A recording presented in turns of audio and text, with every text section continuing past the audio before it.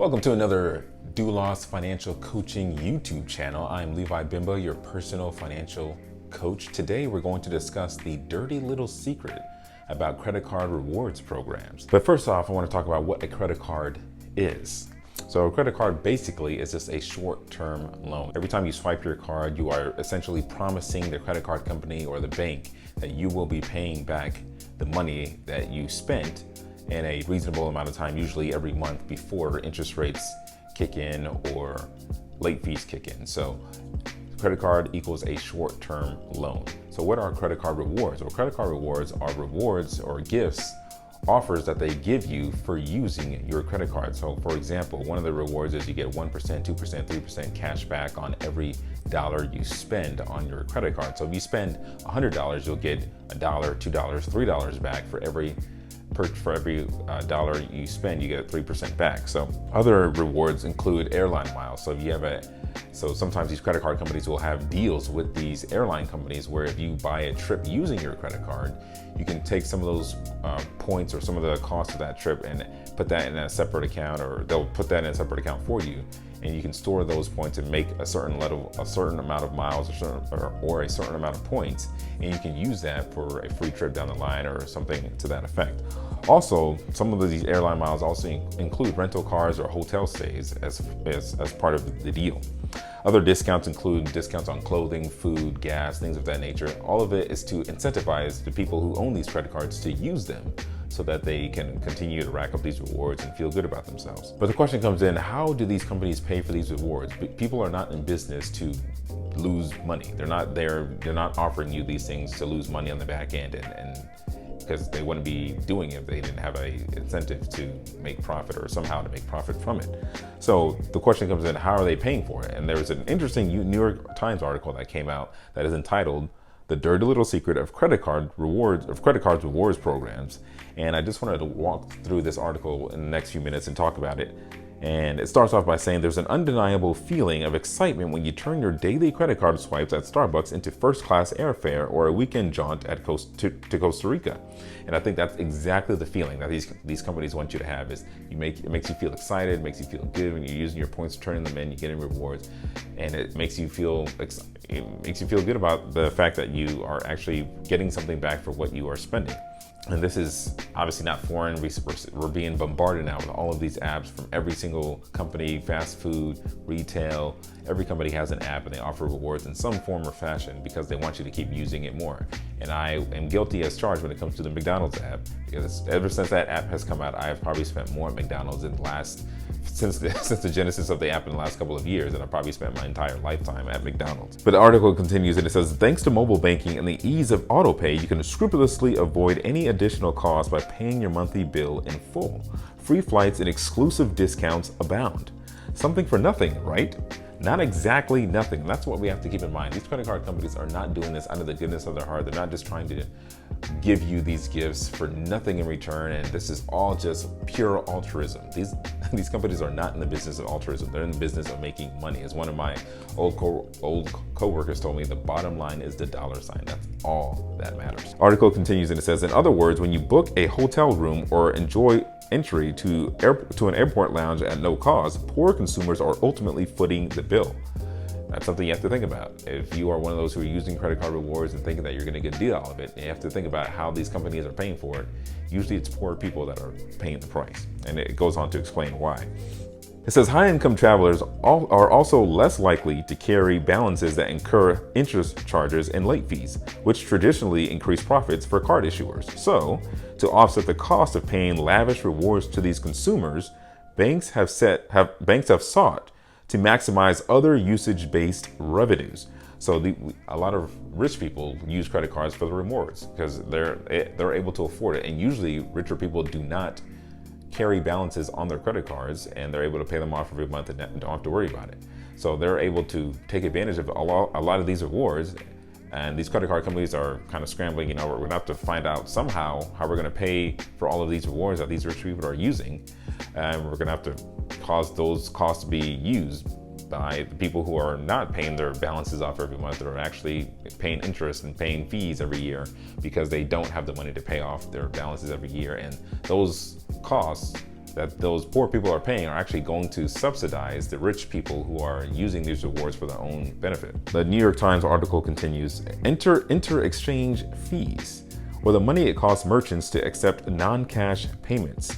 A recent study at Stanford found that when credit card rewards increase, so do these fees. The United States now has some of the highest credit card processing costs in the world, typically at 2% to 2.25% of every purchase. So you go into a small business, every time you are using a card or credit card, the business is being charged about 2% to 2.25% on every purchase that is made. So if you go to a business and you spend $100, not only are you may be getting $2 or $3 back, but the business is also being charged $2 or $2.25 per $100 charge, and that they have to give to these credit card companies, which, if you think about it logically, if a business is having higher costs on doing business, they're gonna have to transfer those costs over to somebody, which usually is you and I, the consumer. And that's what the article goes on to explain. This is 8 times as much as the prevailing swipe fee in the European Union. The vast majority of merchants pass these costs on to consumers by charging more for their products, regardless of how one pays. So even if you're using all cash, people like me that use only a debit card or cash to pay for everything from rent to gas to food to every single dollar we spend, it's our own money that we're making. We are now going to have to pay higher costs because businesses are being charged extra money, because credit card companies are now charging businesses extra money to subsidize the rewards programs that they are giving to all of these people that are paying with credit cards and using these rewards. So everybody's suffering, whether or not you are using debt. Everybody's paying the price for it. So it goes on to say that the result, lower income consumers are forced to pay higher prices on the goods they buy, but they rarely receive any benefit from rewards programs, according to the Federal Reserve, which has been tracking the distributional effects of card rewards. Its December 22 report estimates an annual redistribution of $15 billion in rewards value from poorer people to richer people, from low education people to highly educated people. So wealth transfer is already going on. We hear a lot about redistribution of wealth. We need to take money from the rich and give it to the poor. What is exactly happening, and in fact happening, is that rich people, via the credit card companies that we have all been subject to in one form or another, most people have, at least in their lifetime. The credit card companies are being used by the rich to transfer wealth from the poor to themselves because of these rewards programs. Article goes on to say, put another way, credit card rewards are essentially a tax on less affluent consumers who are much more likely to pay for their goods with cash, debit cards, or standard credit products that accrue no such rewards. So in reality, the rich people who are using these credit cards for the rewards are the ones who are most of their purchases are through cash or through debit cards or through buying things on loan that are actually accruing wealth, like houses, real estate property. They're spending more of their money and maintaining their wealthy status or rich status, not by using credit card rewards. They're just doing that for the extra benefit, the luxury. But they're maintaining their wealth by using cash, by using debit, by investing in wealth accruing assets, and not investing in cars that go down in value. They're investing in real estate that usually goes up in value, and that is a cash boon for anybody that owns it, especially when they don't have any mortgage on the real estate. The article goes on to say, Visa and MasterCard operate the two largest card networks, accounting for 77% of about 650 million general purpose credit cards in the United States. They act as agents for thousands of banks and dictate the terms and fees that merchants must pay. And business is booming. In 2021, these companies generated $77 billion in credit card interchange fees, which they share with issuing banks.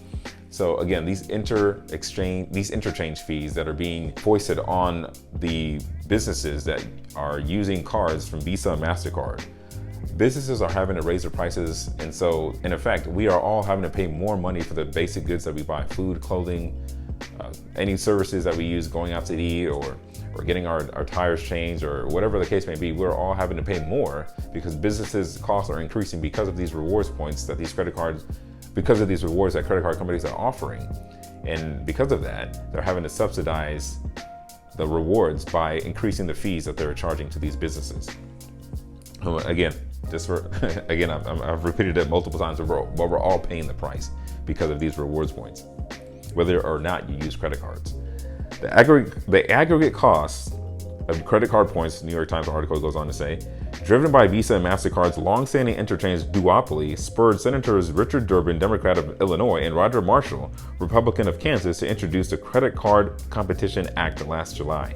The House soon followed with its own bipartisan bill, yet multiple attempts to attach the legislation to military and omnibus funding bills by the year's end failed. So this is even a bipartisan issue where you have Republicans and Democrats realizing that everybody's constituents, whether you're a Republican, Independent, Democrat, you are all going to pay higher prices because of these credit card rewards points, and the rich people that are using them and benefiting from the free rewards are passing on the higher tax, the higher price of goods to everybody else who can't afford as much of a price increase as they can, and we're all having to pay the price for it. So that is the dirty little secret behind these credit card rewards points, is that all the goods and services that we buy are becoming more expensive because these credit card companies are having to subsidize and having to offset the cost of the rewards that they're paying to people who use these credit cards by shifting more of the cost to businesses where we buy all of our clothing and food on a daily and monthly basis. So